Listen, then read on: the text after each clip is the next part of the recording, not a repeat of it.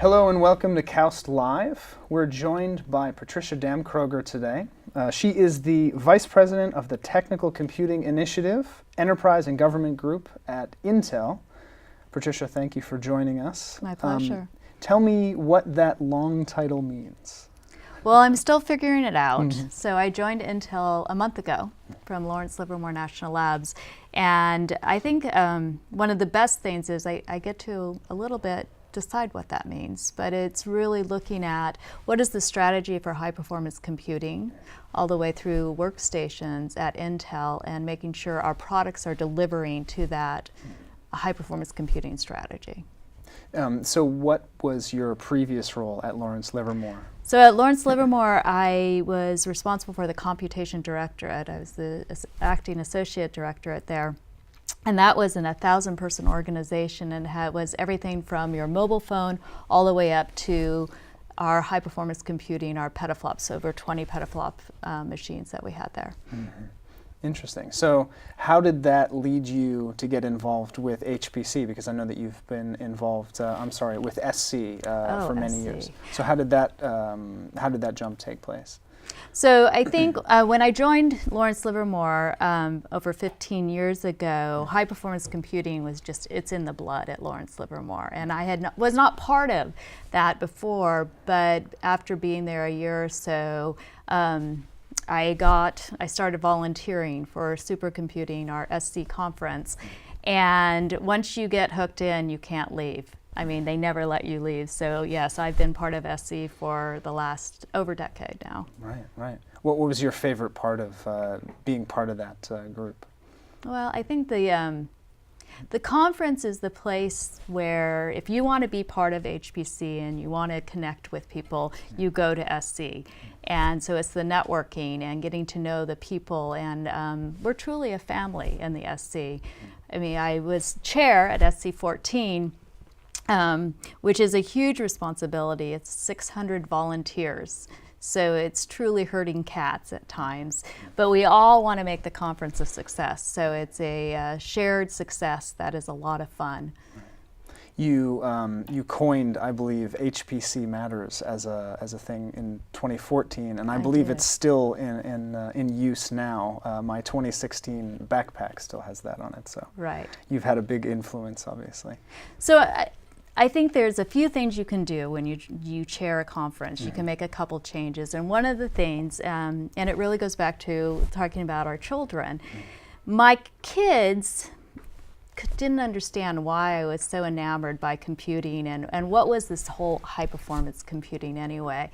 And it's because of what it can do. And if we talk about how HPC, I keep telling them HPC will change the world, and I'm talking about the precision medicine and climate change and discovery of new drugs. I mean, these are the things that why I'm so attracted to high performance computing, and why I think I wanted to get that message out that it's not just big computers. It's not just the technology. It's really how we're using those computers to make that scientific discovery. So that's where I get very excited about. So is that what led you to make the leap to Intel as well? So I think with Intel, it has such a much broader reach than what I could do at a national laboratory. And so when I had the opportunity, it was a very hard decision. I loved the mission of our national laboratories and what we were achieving as far as scientific discovery, but Intel allows me to have a broader reach and hopefully a broader impact. You're into coaching in particular of women in STEM. Can you talk about that? So again, I think it goes back to our children, right? My daughter, who's 19 and has decided to go into computing, but there was a time when I didn't think she would. I just watched my daughter and her friends grow up and what they go through, especially as they become middle schoolers and high schoolers, you know, those awkward teenage years and all the pressure society puts on them. And them wanting to be cool and being, you know, a nerd was not cool. And so how to help women find their voice and be okay with who they are. So I did. I took a program at UC Berkeley and became an executive coach. And I work with women who are in male-dominated fields. So I've worked a lot with somebody who is in the Caterpillar company, which is the heavy equipment, machinery, and you know, she faces the same challenges as women in STEM, in these male-dominated fields. And it's just how to find your voice and feel comfortable when you're the only female in a room. Right. What lessons then do you think that holds for, let's say, graduate students or women in universities as well? So again, when I was going through school, I'm an electrical engineer by degree. I mean, I had moments where I was told, you know, I'm not smart enough, you know, you're female, you don't know anything. And I was shocked when I started talking to women in graduate school, and they were getting the same messages. And I think the thing is, you've got to surround yourself with people, find a mentor. And again, as a coach, I can act as that for these women who are trying to make their way in these male-dominated fields. So for those graduate students, surround yourself with supportive people. Right.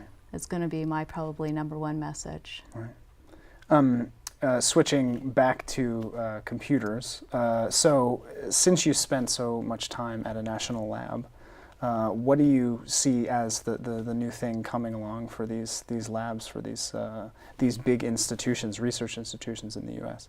Well, our big thing now is Exascale, the fight to go to Exascale, and what's that going to mean as far as architectures and programming languages. So even if we can give you a computer that is at an exaflop or exaop, depending upon what you look at, we have to have the applications, the algorithms, the whole ecosystem to support that.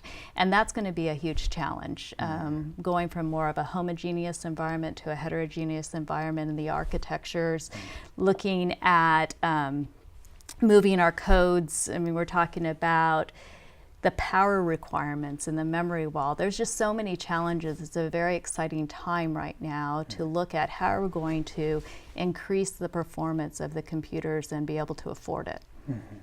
And what lessons do you think that there are for emerging universities? I mean, I've heard several people talk about the ability to just sort of leapfrog over some of these institutional challenges that are in older research institutions. You have any thoughts on that? So, I mean, I think we'd all like to learn how to leapfrog over old technologies. I think KAUST is in a very good position because they are looking at applied sciences and that they've really combined disciplines to do that. I know in the U.S. we're struggling and we're seeing a lot of new degrees in those combined disciplines. So I think it's interesting that KAUST model is just based on that. And when you start bringing together the computer scientist with the biologist, with the chemist, that's when you're going to find that magic of having everybody work together and make those scientific discoveries. So I think KAUST is well ahead and just doing a much more multidisciplinary approach to their work. And I would encourage anybody going in to not just focus in a single area. It's going to be that breadth that's going to carry you much farther. Any sort of big ideas in terms of where Exascale can take us once these challenges to implementation are addressed? What are some of the pie-in-the-sky ideas that people can start looking to solve? Well, climate change is one, that we can finally get to the point where we can model the full universe and get down to being able to model below the 1 kilometer level so that we can truly understand clouds' impacts on the ocean, uprise, and the whole system at one time, where we can't do that right now. So you mean taking an incredibly large area, but then being able to, at any one point, pinpoint something within a kilometer radius? Correct. Correct. We cannot get below the 1 kilometer level at this point. Precision medicine. I mean, if you try to to model the human body and everything that's in there, from your cell to your muscle structures on up, your bones, and we can't do that today at the scale of computers we have. So we're going to need Exascale and probably beyond to be able to do that, and then be able to say, okay, what specifically your human body, what are those drugs that your body can accept or not accept, and whatever the issue is. So these are the things we need Exascale for if we're going to be able to solve these problems. Right. Any teasers for SC17? Any teasers? Well, it's in Denver. Let's hope that the weather will cooperate, and I think Denver's a great city. I know it was there a couple of years ago, and so I think it will be a great conference. Right. Well, Patricia Damkroger, thank you for speaking with us, and I hope you pleasure. enjoy the rest of your time at KAUST. And Thank you. thank you. Okay, thanks. Cheers.